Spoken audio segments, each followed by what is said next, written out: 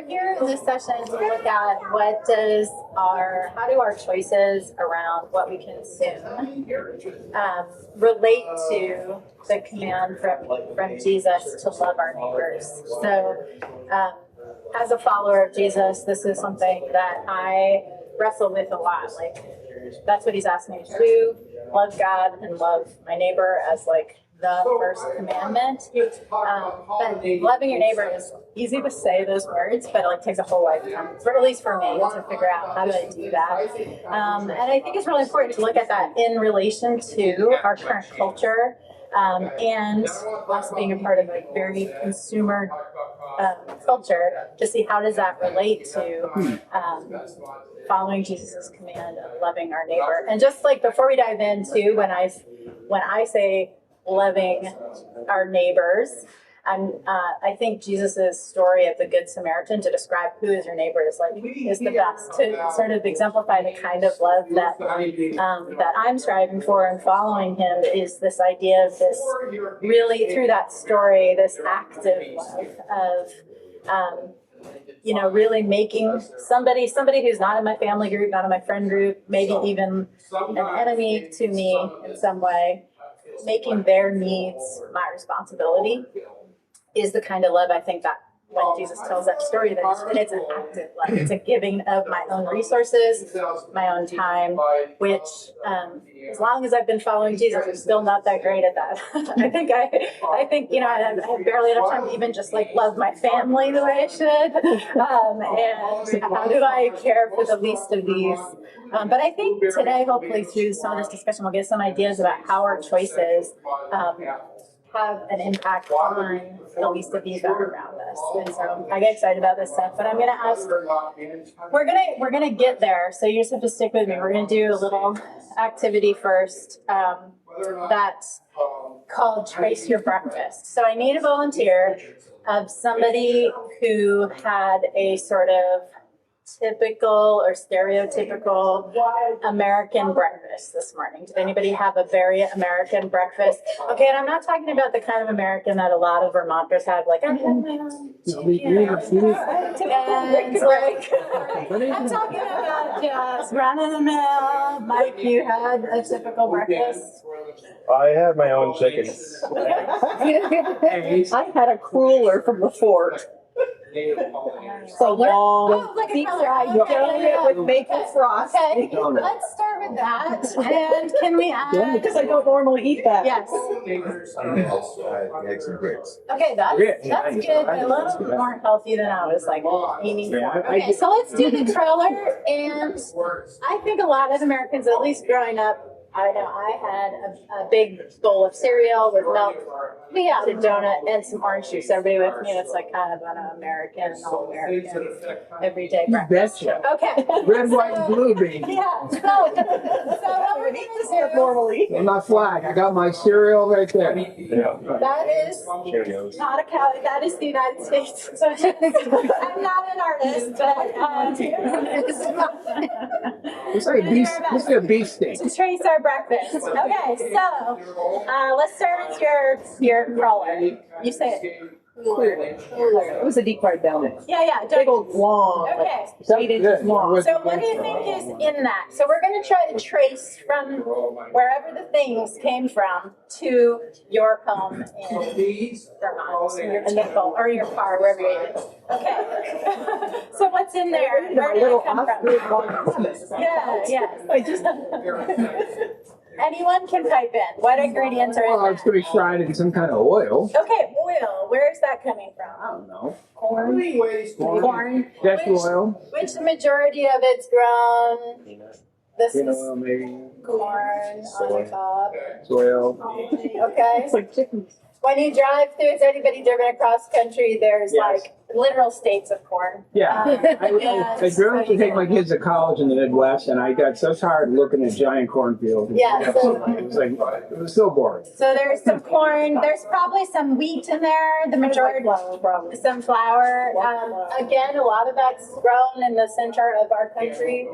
This is very, I will just say general. Okay, so we're just getting. Yeah, don't forget sugar. Yes, so Sugar, sugar. that's why it's good. Sugar comes from where? South Okay, so Caribbean. probably not even on our map. We've got sugar coming up. There's a sugar. I'm not an artist. Well, yeah, I know this by now. Okay. Caribbean. Yeah. So it's coming from somewhere down south of here. Okay. What else might be in there? Maple. Fake maple. It might have been real. Oh, Is it the eggs. homemade Yeah. one?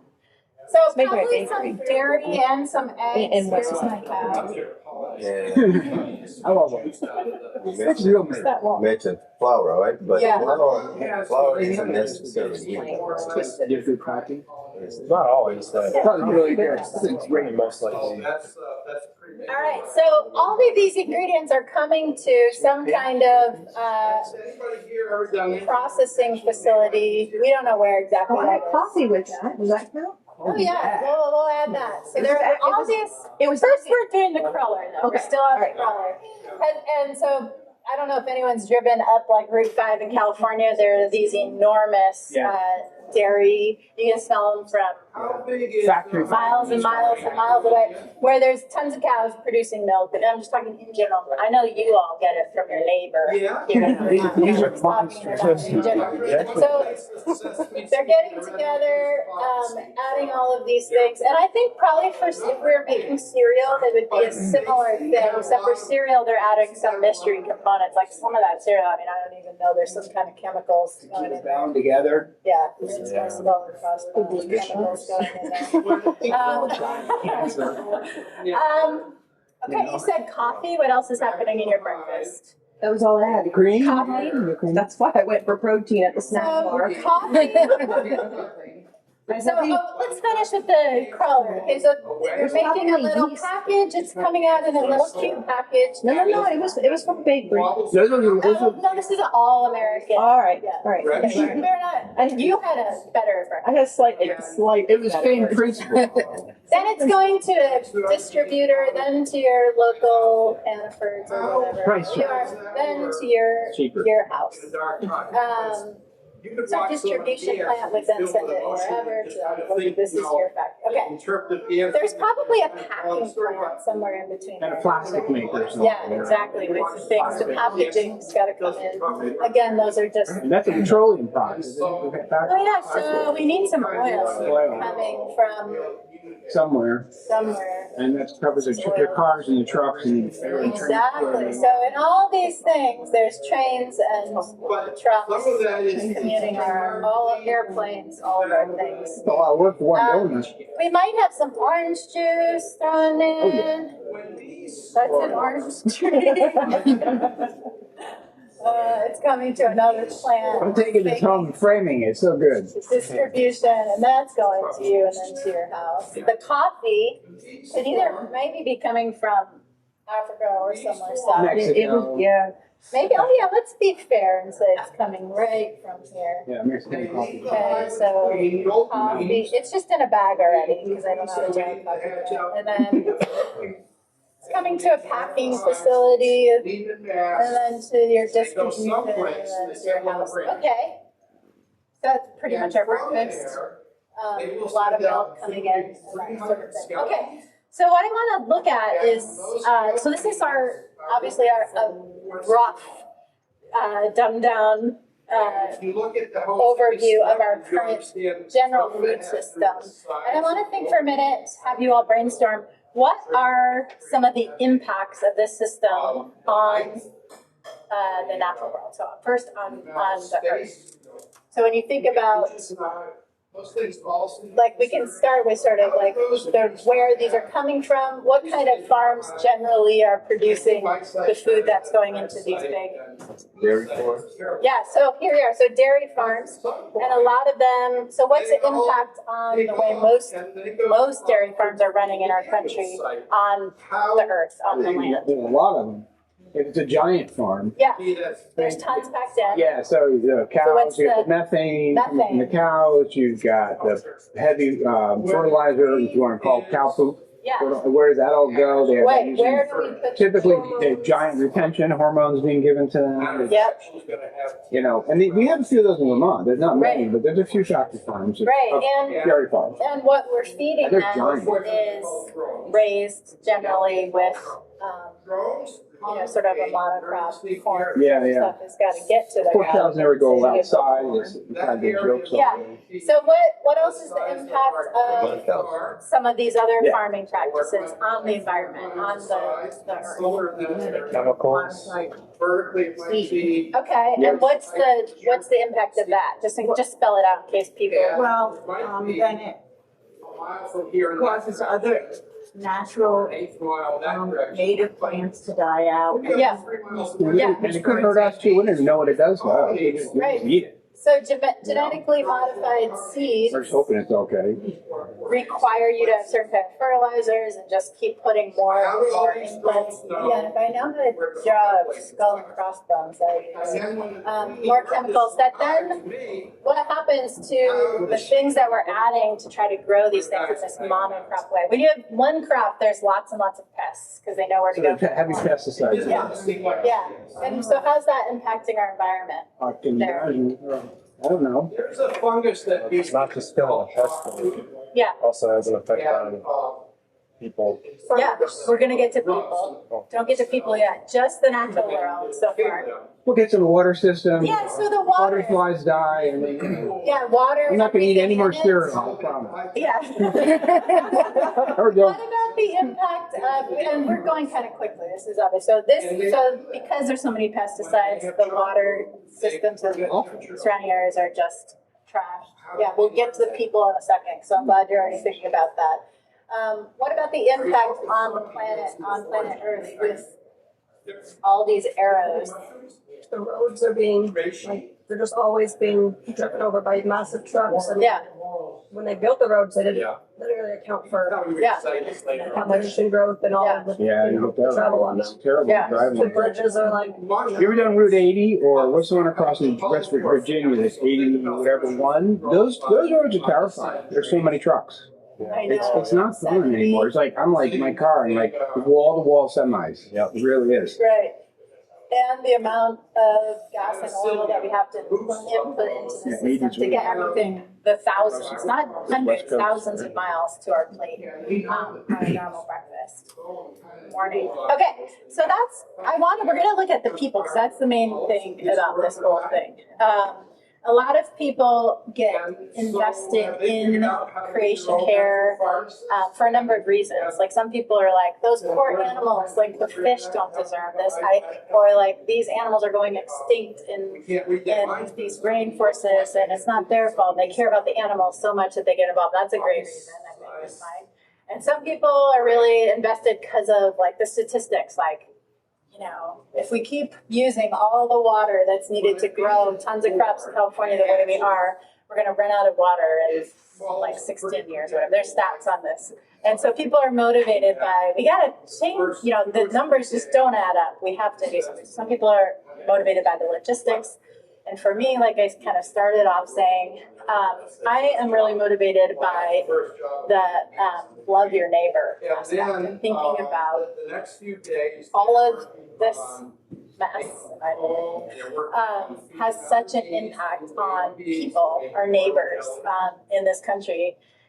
And that's what motivates me to be involved is how are people impacted by the choices we make to consume things. And so we're going to... I'm sorry. Yeah. It's like a chicken or an egg. Yeah. You use chicken and eggs here. Egg scenario. Like, so you're right. It's consumer society. I guess like whatever Kellogg started their gig back in the late 1800s, and they started developing this process. But today you have all these people who are also in the process, like the farmers. Yeah, exactly. And their livelihoods depend on it. And the truckers who today are really taking on the chin anyway with gas prices. So how does it all reconcile? But I hear what you're saying, like, and I might have the luxury of more money than others that I could actually go, I'm going to go completely eco-friendly. Others who can afford that. Yeah. The cost of food is expensive. Look at the price right now with inflation. Yeah. So how do you work that as all these complex we'll get to a lot of those things. Yeah. Those are really good. Those are really good questions. Yes, for sure. And we'll get to a bunch of those. I mean, you can be wealthy and they don't do whatever they want, but that's not an option for everybody. Right. So we looked at the food system, but we could do something similar. And I'm going to come back. We're going to start. I'm sure you know. Yeah. we could do this for the fashion industry. Yeah. We'd have to do, or we could do it for technology industry. Yeah, the and look phones at- made in yeah. China, but people were jumping out the windows. Right. Right. Nice. And it gets pretty dark. We start trying to trace things. So there's a lot of different systems we could look at. This one's just food, but in general, a lot of them follow this linear progression in the way our minds as consumers have been trained to think. That we take resources, so this kind of represents resources, so this is extraction. And then things go to processing. I like that they have these tags here for use.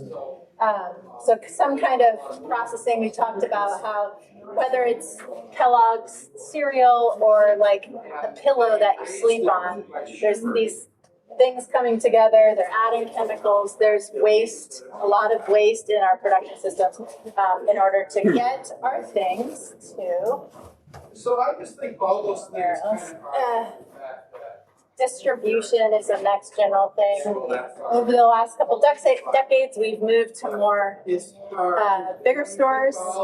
Moving things off the shelves as cheaply and as quickly as possible is the goal of our system. Giant warehouses like Amazon. Yeah, exactly. Same idea. Exactly. Yep.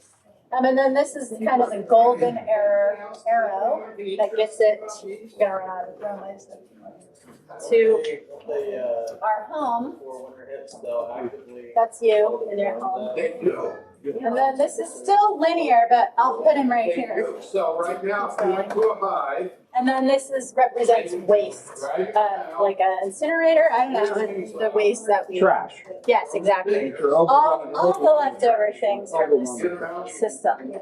So anything that we make in general, I mean, this is a rough, is meant to follow a linear sort of progression for us as consumers. And there's a lot, I mean, there's a lot of complexities involved with all of this. We could spend hours just looking at any one thing, but we're not going to. We're going to kind of rush through some of this. But what I want to think about is there's people involved in each one of these things. So whether it's the extraction, and you guys are already kind of thinking about that, like there's farmers on these lands working in the fields, right? There's people mining the mountains in Africa for the things we need for our cell phones. You know, there's people in these scenes. There's people who work in the factories where we're processing things. There's people working these jobs so we can get things cheaply and quickly to get us things in our home. So I'm going to probably break you up. Well, let me just read this one thing. So I'm going to have you break up into small groups and think about who are the people in each one of these things and how are they impacted by the system, just for a couple minutes.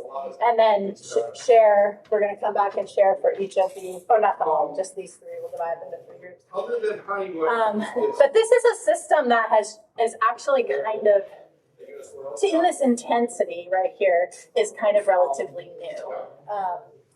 And especially right here is where a lot of things have really sped up and changed with intention. So after World War II, there was this like very intentional move to make us into a culture that would buy things quickly. That was a way of like sort of getting our economy going, buy things quickly, and that they wouldn't last long. So they would end up in the trash heap very quickly so that Americans would have to buy more.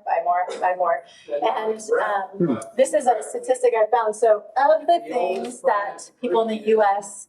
buy, what's the percentage of those things that you think they're using on average after 6 months? So of the things that we buy as U.S. citizens, after 6 months, what percentage of those things are we still using on average? Guesses? I don't want to guess. It's terrifying. 5%? You're close. It's 1. It's 1. And that was a really intentional move. I found this article. It was published in MIT Readers. But they had sourced they had a lot of really good sources on the consumer culture and how it was developed. And there's this one quote I want to read for you, and then I'll divide you up, just to kind of, because we're not going to spend time on this, I'm going to just kind of highlight that, and then we'll get to the piece. Retail analyst Victor Laybow, I never heard of him, remarked in 1955. So this was a time TV was coming out. It's really handy coming into people's living rooms. This is his quote. Our enormously productive economy demands that we make consumption our way of life, that we convert the buying and use of goods into rituals, that we seek our spiritual satisfaction, our ego satisfaction in consumption. We need things consumed, burned up, replaced, and discarded at an ever accelerating rate. And so there was intention with market analysis and with marketing at the time to say we need to market and develop products that aren't going to last. And so we're just making them for cheaper and cheaper and getting them to move off the shelves. It's like our cell phones today. I mean, Exactly. immediate obsolescence. Yes. As soon as oh, we have a new one 3 months later. We'll give you a free upgrade. Right. You know? Well, there's something that people that analyze this call it planned obsolescence. So that's a good example of that. And then there's perceived obsolescence. So the fashion industry, it used to be even that there were like 4 seasons you had to buy fashion for. Not me, I just have the same thing every year, all year. But people who care about fashion, which I respect, there were 4 seasons, and now an article from 2022 is saying that I think it's H&M, some store has 52 micro fashion seasons. So how do you even fit that in? Like, how long are they? They're a week long. Every week, Almost. I've got a new pair of shoes. I like that. I didn't look into it. I just kind of saw it. I was like, how does that even work? So there's this perceived obsolescence of like, you're going to become a better person, you need to have the next good thing. And you see that even among our youth, sort of, if I have to fit in, I have to have this thing, and I have to have this thing. And even as parents, it's hard not to get wrapped up into that. But anyway, so that's a little bit about this big arrow that everything's kind of trying to push everything along to. But I want to think about who are the people in each one of these. So I'm going, so 3 groups. How about you 3? Okay. Can you spend a few minutes talking about extraction? So you can think about it in terms of farming, any kind of product extraction. Who are the people and what's the impact of this system on people in this arena? Okay, and then maybe just you 2 and then you 3. Okay, so you 2 in the processing piece. So who are the people here, and what's the impact of the system on manufacturing? Yeah, you're going to talk manufacturing. Yeah, I guess that's another way you could put it. Yeah, sure. If it's food too, though. Yeah, food. Well, you can consider that manufacturing. Sure. Yeah, that's right. And then you 3 will discuss the distribution. So You got to take the gross meat. Here, You got to grind it and cook it and what's every the day. impact of the system on The dog food. I know people have some of the big on people, because we want to think about who are the people on ours.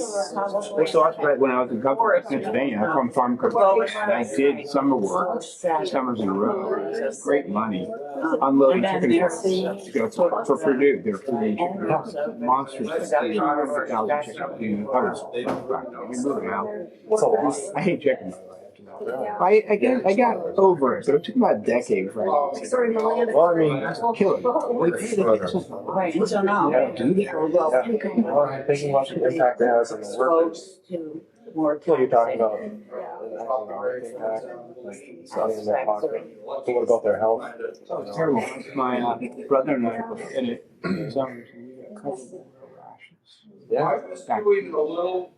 Yeah, I mean, they unhealthy. Think of like when we were big coal mines. so there's never any regulations.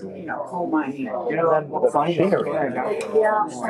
Like 5 more. And then even like maybe people whose land, I mean, they can't afford it, or they're selling their land because they're getting money for it. Yeah. It was a fish farm. It was worse than the chicken Worse farm. than chicken farm. Well, I mean, when you're in those environments, Leaving it dry.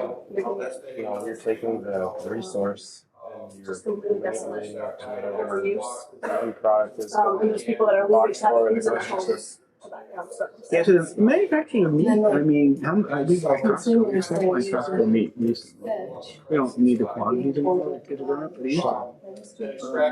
And then I started reading about this, and I'm like, I don't want to buy it. It's coming out of this giant farm. But they would have salmon. I swear it was like every 2 years, like, get a recall. Yeah, that's true too. You also think about like the danger of we have a plywood mill from the border and Newport. You have bread on. We have plywood beer company. People are frequently getting everything from splinters, which doesn't necessarily mean or jagged ones. There's a cost of working fast. Waste. Oh, yeah, for science. I mean, there's always a big labor, but They're changing my I'm not saying that we should do everything in America. So it's not that our factories, there's a lot of waste, sure. And then they have Right, this I don't know. Everything you have, So India, yeah, we do that a lot. no protection. No. Okay, maybe like, you guys, just one more minute? There's the pollution alone. Because it's all about I slice off of the hot. so always cheap because the manufacturers are pursuing the cheapest labor. Like those 52. Yeah, it's still made in Vietnam, Thailand, or Sri Lanka. And you see them working with their children. Yeah. Some of those buildings collapse on the It's not really giving them the.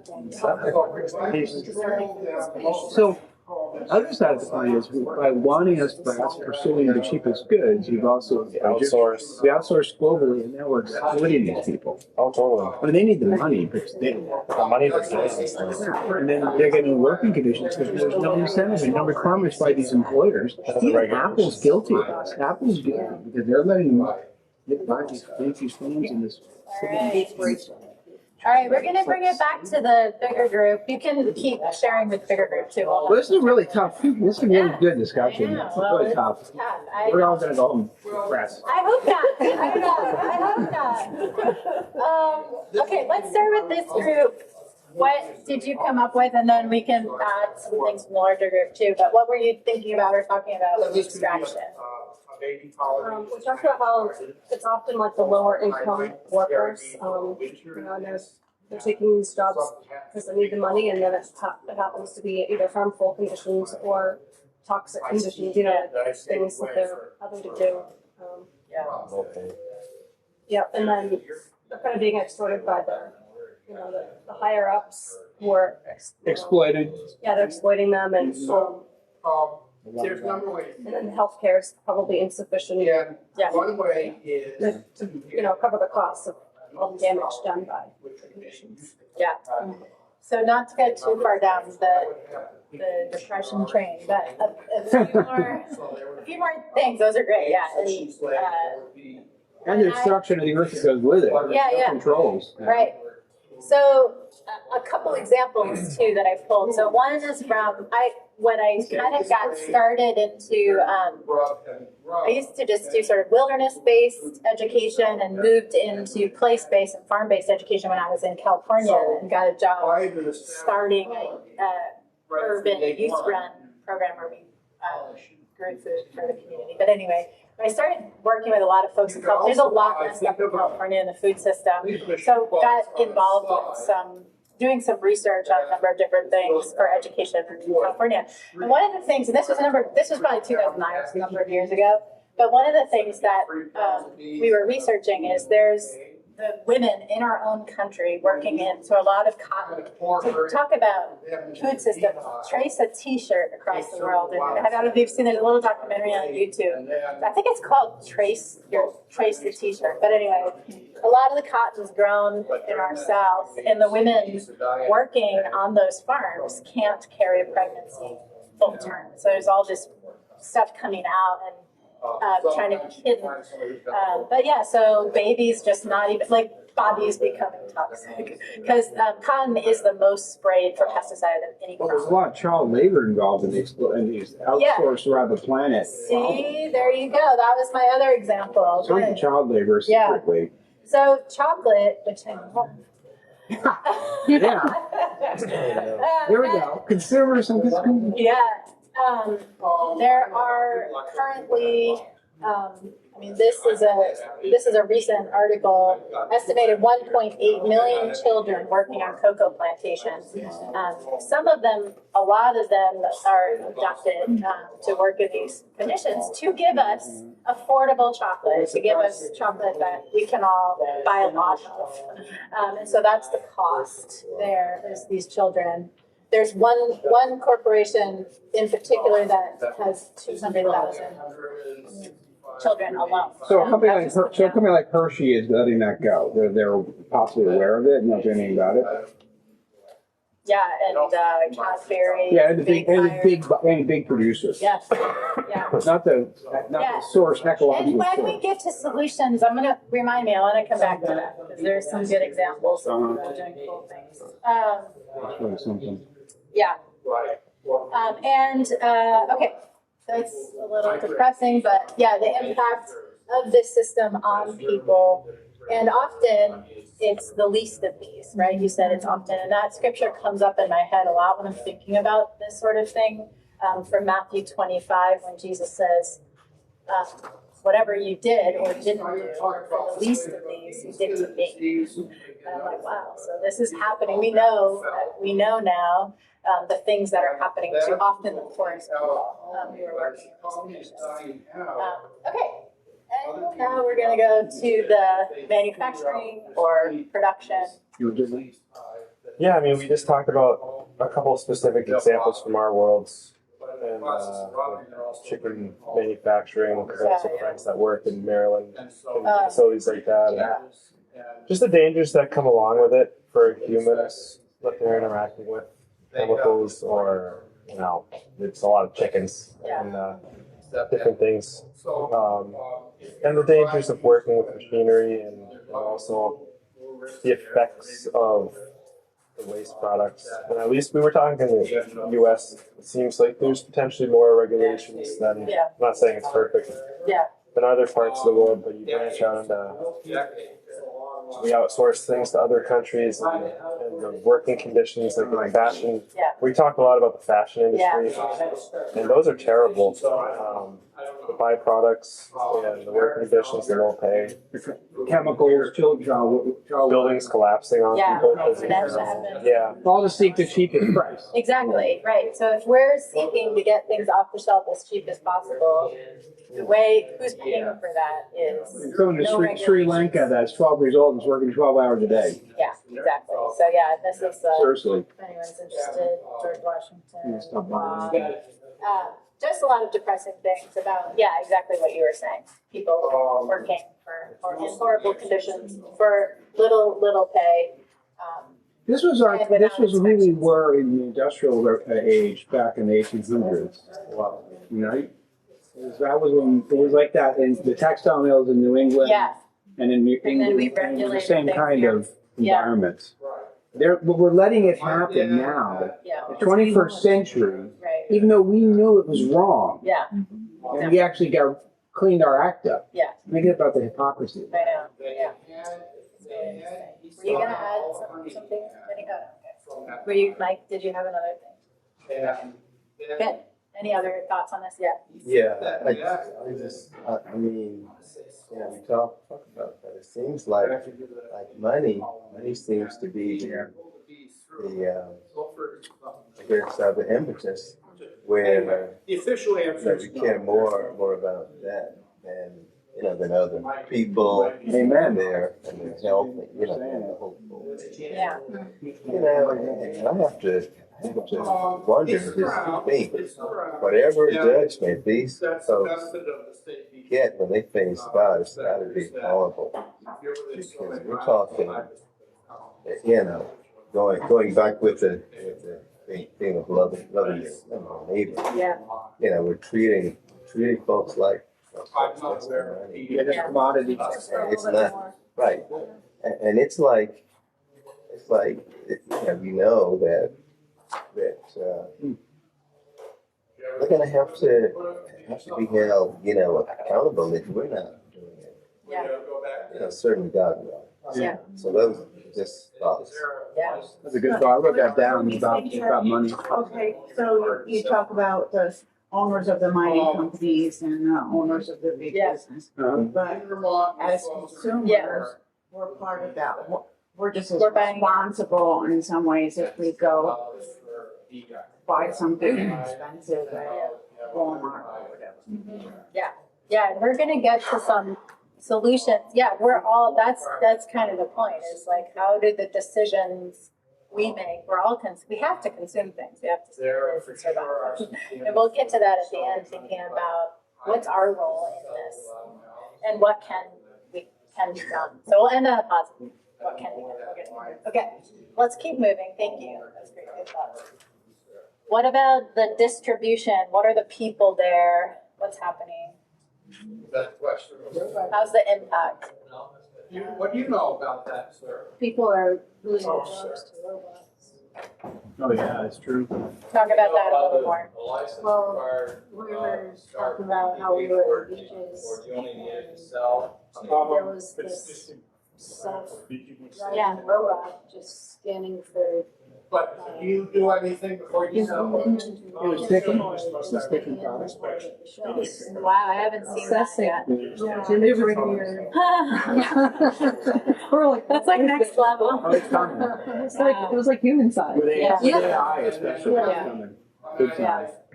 And the other thing, we should talk about, well, you can share that. Yeah, when I was working at Kmart, and like you're a cashier, you get like extra commission if you convince somebody to sell it for a card. Yeah, exactly. Yeah.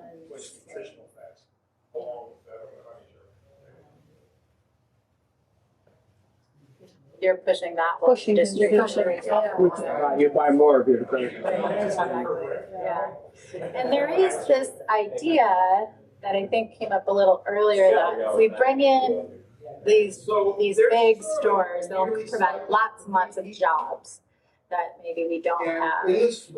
And there's all this research coming out, and it's even before, it's not representing this robot situation, but even before that, that what it's doing is it's driving these places when they come into a city or a township. It's driving the wages well across the board, and then a lot of things are becoming automated, and now there's no longer the sort of mom and pop things that used to be filling. The self-checkout line. Yeah, and so now people are without jobs. And there's actually a really great website that kind of pulls a lot of research on the impact of these kind of stores on local economies. And on local folks, but in general, basically one of the things I pulled from it is so they looked at a place in Massachusetts for this one, but the employees, even when they work full time, don't have enough to live on, basically. And so 40% of the workforce, for this was at Walmart, were eligible for state services. Basically, they needed state assistance in order to live. They're below the poverty. Exactly, and so which was costing, in this case, this town they averaged $12 million, and this was a while ago. So the cost of the system, it's not like we're bringing the cost down, but there is a cost for people and for local economies in general that are trying to help sustain the people that are working for really low wages. Other thoughts on who's here, who's not here, not in robots? Good. Yeah, so you think about, you spend I don't even know what Nike Air Jordans are going for now, but $200. An ASIC running shoe, $140. You spend that, right? $140. Yeah, we spend that, and where is that money going? Because it's not going to the salesperson, it's not going to the people in the factory, it's not going to people. It's just interesting to think about this whole system and how it has an impact on the least of these to get things to our home cheaply. Well, but it's also driven by, you talk about money, and it is ultimately money, but it's about profit margin, right? So the businesses are driving this way. Right. This is all designed ultimately to maximize their returns. Right. For their stockholders, in theory, you could be a stockholder. See, we're all kind of rough. If you were an owner of Walmart stock in your retirement account, you'd be like, go Walmart, you know, because that's what you want. And Right. but it's a vicious cycle. Sure. You know, Yeah. we're all kind of wrapped up in it. Exactly. The banks are. The banks are lending the money, and Right. you need your bank to do well. So it's all kind of intertwined. Right. Oh yeah. There's a lot of levels and complexity. Yeah. We didn't even look at. We could look at. If you look at more people, it's like, how is the government involved? Yeah. How are corporations? What's their relationship to the government and to these Lobbyists. I mean, it's a big complex web. Yeah. But let's come back to look at, because I want to come back to what Jenny was saying and spend our last few minutes, hopefully on a little bit of a positive note, to think about, I mean, for me personally, and I don't know about all of you, but as a follower of Jesus, if I care about my neighbors and the least of these, even in our own country, but also all over the world, and I'm consuming things, how can I make choices that are more loving? And by loving, I mean, helping care for these people. So, I want to we can just brainstorm some things. And we didn't even get to the trash, but you know, it's just all, you saw that ocean of Oh, it's trash. terrible. Yeah, so you get it. Now I have things on there. I want to just brainstorm what we can be doing or what is going on that we can sort of divest from this system and invest in something different, something that's more in line with the kingdom worldview. Just ignore my Well, colleague. I have a saving grace on that cooler that we started out with. Oh yeah. No, I'm down for bacon, especially locally Your made. loving your neighbor. It Yeah. was a gift from a neighbor. So I think it sanctified that cooler. So what can we do? You ever have one of those maple bacon ones? That I think that's a great. So like, this is might seem obvious and simple for a lot of us, but like bake our own goods and share them. And also, now that it's no longer your typical American breakfast, it was purchased from a local bakery. Yeah. He was supporting, and he loves to support, and he bought a whole big box of them and was distributing to the community. So that was such a neighborly thing to do. I love that. Or buy from a local bakery or whatever, wherever it is. It's mass produced. That's why I can't vouch for like all the ingredients in it. Sure, no. But We're not aiming for perfection. But the heart of the donut is really tasty. Exactly. So confident. That's a good So, thing yeah. to say earlier. Clothes from thrift shop. I love it. Thrifting. Yeah, because actually, my kids do thrifting. That's how they buy a lot. They're all older now, but that was half of how we bought our clothes because everything's so. Would you say is it less than 6 months that they? Yeah. So we go to like Plato's Closet in Williston, and the stuff's green. Yeah. It was a deal, and it's ridiculous. Yeah. I'm hearing about that. Yeah, it's a great thrift store. Where was that again? It's in Williston. But it's like everything, because the kids are coming Right in, here, these bro. teenagers, they're dropping off their blue jeans that they've literally It's like worn once. an hour away. You know? Little over. But I mean, just the idea that thrifting Yeah. isn't like when I was a kid. Thrifting was kind of like ratchet. It's now it's like it's upscale because of our consumer culture. Yeah. I think that's what they call it, upcycling, right? Yeah. And there's a lot of like online ways you can thrift, which I appreciate as a mom because it's just like time saving too. I can just like enter in whatever eBay or Poshmark exactly what I want, what size, and then it's amazing. So for them, I sell on eBay. Great. That's part of my livelihood, Yeah. selling on eBay. And that is like going to yard sales and going to thrift stores and buying for 50 That's cents. what the internet makes a lot of sense, you know. Yeah. So like, what's that called? And finding a joy or even started because I was selling things as my mom was downsizing. And it was a joy to know that somebody else You're an was economist. appreciating my dad's clothes. Yeah. And it wasn't just going to local rummage there. And I was like, somebody really wanted that book. It was a valuable book. And now somebody paid the price and purchased that book, and it has a new life. Yeah. I have. It's not that I'm like raising a negative, more like a positive. I feel like though to be effective because we can't do all this and still be able to afford things. The only other way to do this is cut back on consuming because buying local straight is more expensive. Yeah, You know, and there's things you need, like, you know, if I do want to buy running shoes for my child, I can't go buy local. I Yeah, got you to go can't. buy them from Yeah. Brooks or Yeah, yeah. Yeah. Locally sourced running shoes. That's fun. Make them yourself. Make them yourself. This is some foam I found. Things. Yeah. I mean, yeah, I think that's a really good thing. Cut back. You And have at to cut least, back. at the very least, be critical and think for a second. Like, what do I You really need? need this. What do I want? And why do I want it? But food's tough right now. I just want to go into that part of food. It's gotten so expensive. So expensive. You know, and so I do a lot of shopping at Trader Joe's because Yeah. it's cheaper. Yeah. And they're sourcing it sort of well. They claim that. Yeah. Ideas on that? Yeah, go ahead. Question, what's the name of Play-Dohs. Play-Doh, like Socrates. Oh, P-L-A-T-O, yeah. T-O. In line with your cut back, Yeah. I think it's also like realizing we don't need to have all the latest gadgets either. Right. Like I've learned that one good cutting board and a good knife, and I don't need Yes. 10,000 different appliances in my kitchen. You can have an old phone and survive with it for a while. Well, I don't have to have the latest phone. Exactly. Unless it goes a decade and probably it Mine dies. does, but yeah. It does die eventually.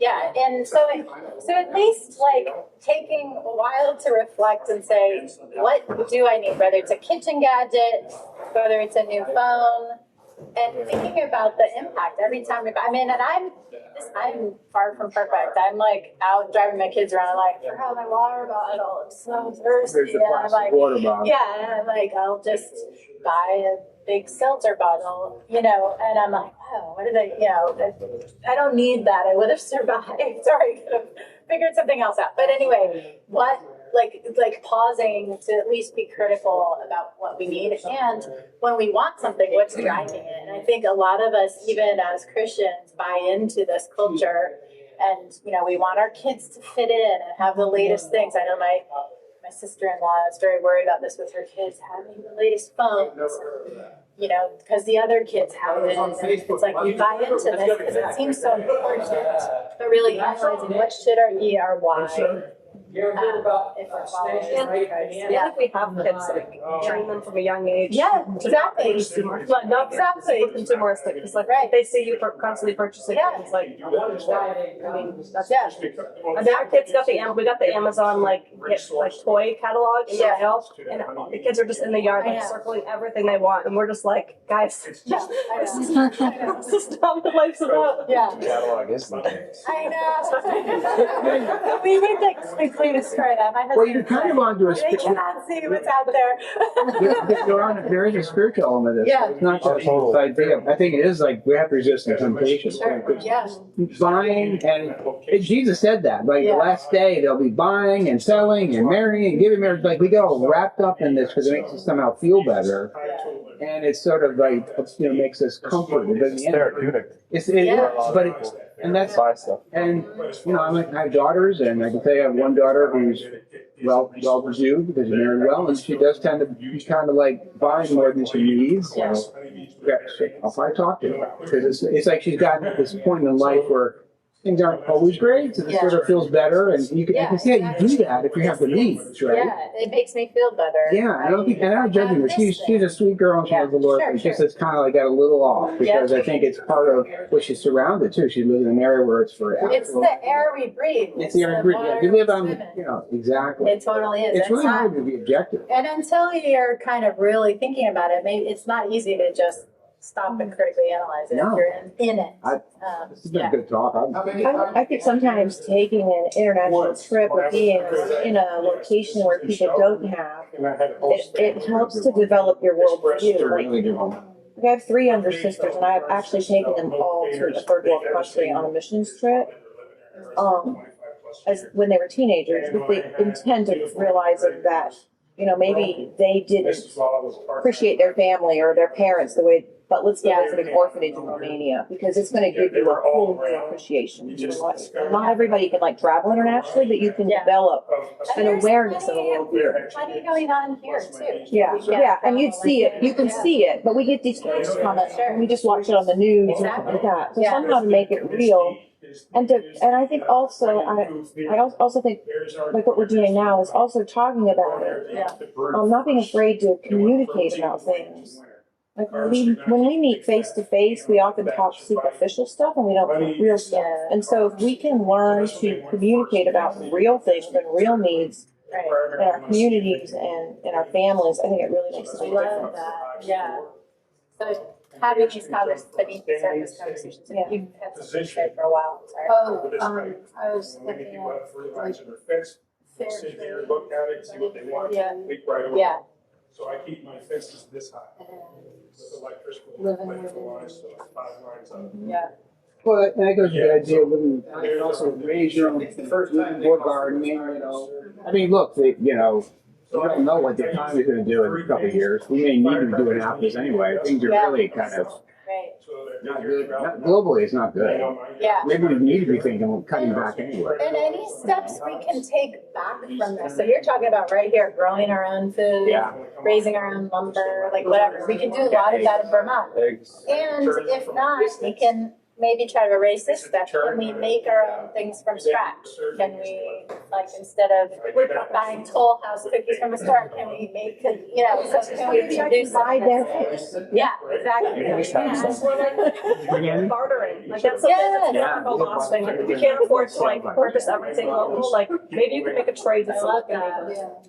We give our neighbors eggs and they give us firewood. Works out nice. Yes, when I lived in Reading, we did the same, pay for firewood, and it was a beautiful thing. And it's like a way of connecting with our literal neighbors. I'm in the suburbs. So Yeah, I know, it's harder. I can give them leaves for my trees. There you go. They don't want them. Which is important.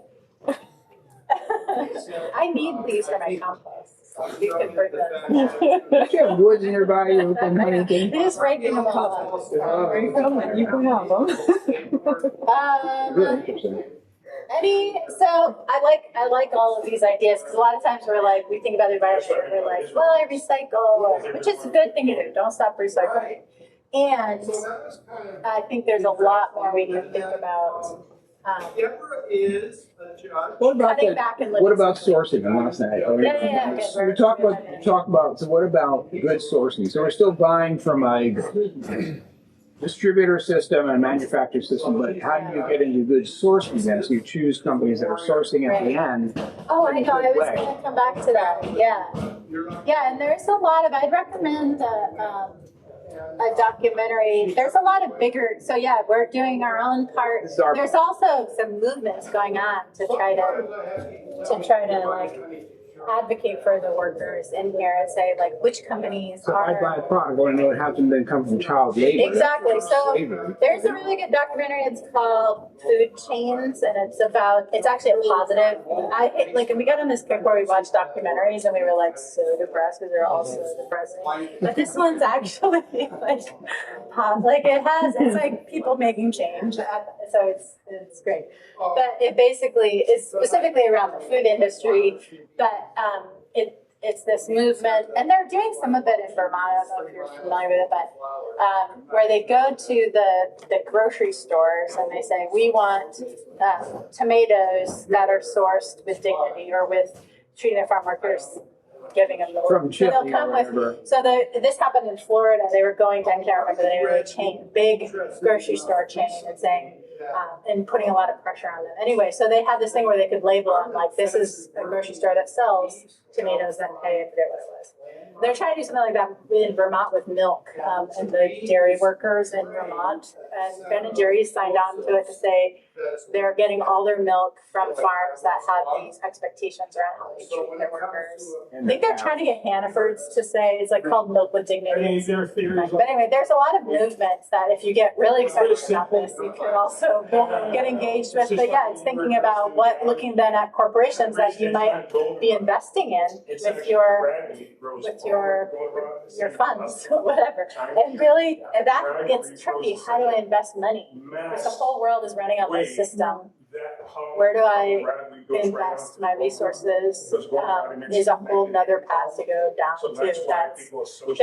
There are ways you can invest in companies that are doing exciting things around the world, giving jobs, well-paying jobs to people all over the world, but it's hard to find. It takes a lot of work. It's not as easy as just going to your financial advisor and be like, "Give me some money," because then you're buying into all of this. There's ESG. I don't know how ESG how well it works. I don't know. Oh, that's that new environmental whatever. It's like a rating on companies out there. Yeah. Environmental whatever. I don't know much about that. Honestly. Maybe I'd have to look into kids it more. anyway. Companies like to check boxes as virtue signaling. Yeah. You know. A lot of it becomes that, even like, the organic used to mean a lot of things. And Now it's kind of washed out, isn't it? Yeah, so there we go. But yeah. It's like Great talk. Yeah. 100% of a delivery service. I just wanted to end, I'm going to read this verse from Matthew and wrap up. And then if you want us to grab, you have any other questions for me. There are a lot of Closing things thought as we go on our ways. Getting old again. Yeah, it is interesting. I won't read the whole thing, but a lot of you are probably familiar with this. Jesus is talking about the kingdom. And let's skip ahead. When I was naked, you clothed me. When I was sick, you visited me. And his followers say to him, Lord, when did we see you hungry and feed you? Or thirsty and give you something to drink? And when did we see you a stranger and welcome you in? And so on and so forth. Oh, this is a parable. And the king will answer them, truly, I say to you, as you did to one of the least of these brothers, you did it to me.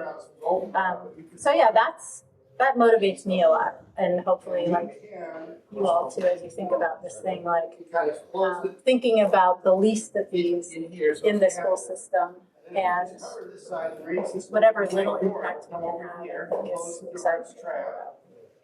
Yeah, thanks everybody for sharing and taking time with us. Yeah. Any other thoughts or questions people have?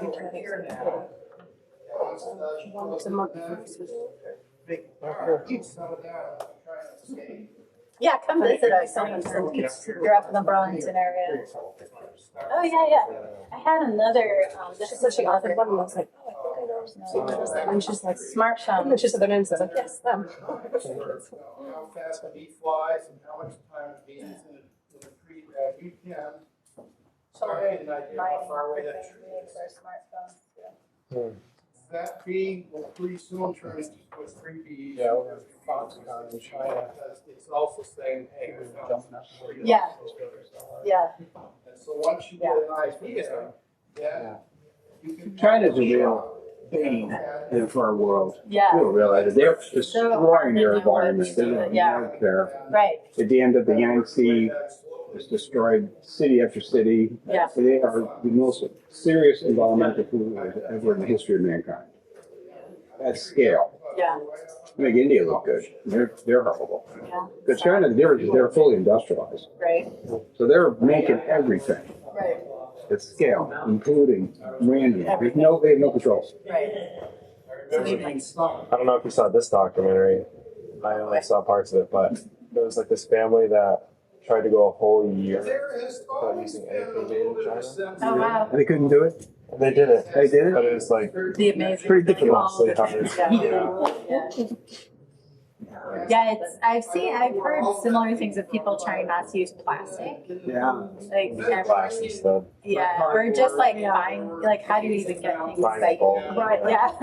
I know, because like, Everything's got plastic. yeah, literally everything. And then you get like, if you order something from Amazon, it comes in a box inside of a box. Plus, I know. What was the point of that? You could have just shipped it. And then like they just come in like that ridiculously hard plastic that you have to like cut away. Yes.